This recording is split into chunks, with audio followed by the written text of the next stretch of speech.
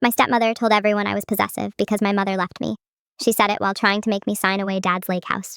She didn't yell. She didn't curse. She did something worse. She cried just enough to make everyone look at me like I was the cruel one. I had just refused to sign a quitclaim deed giving up my claim to Dad's lake house. Not because I wanted a fight, not because I wanted money.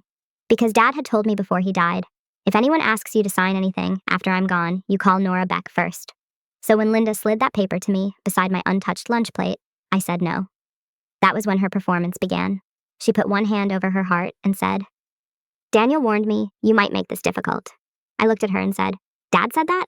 She nodded like it hurt her to tell me. "He loved you, Mia, but he knew you could be possessive."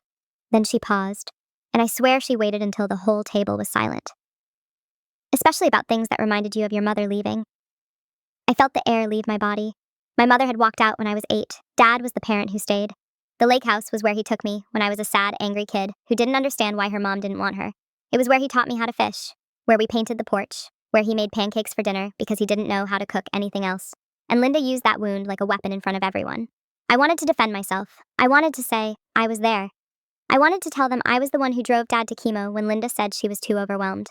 I wanted to say Caleb posted pictures about family while I was helping Dad from the recliner to the bathroom. But grief did something strange to my voice. It disappeared. Caleb saw it happen, and he used it.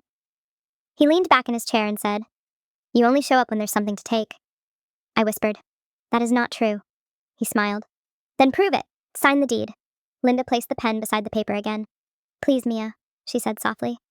"Let your father rest." That was the line that almost made me sign.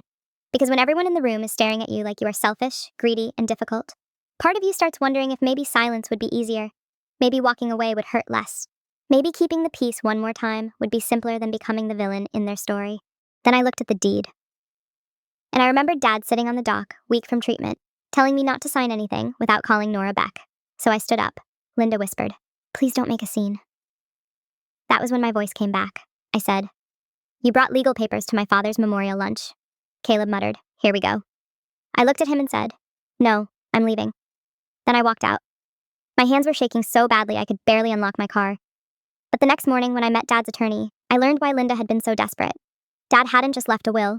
He had moved the lake house into a trust, and Linda had no right to sell it without approval. The full truth was worse than anything she said at that table. And the person with the power to stop her was the daughter she had just tried to shame into silence. She thought she had humiliated me into giving up, but Dad had already made sure she couldn't sell the house without me. Watch the full video on my channel to see what happened when we met at the title company.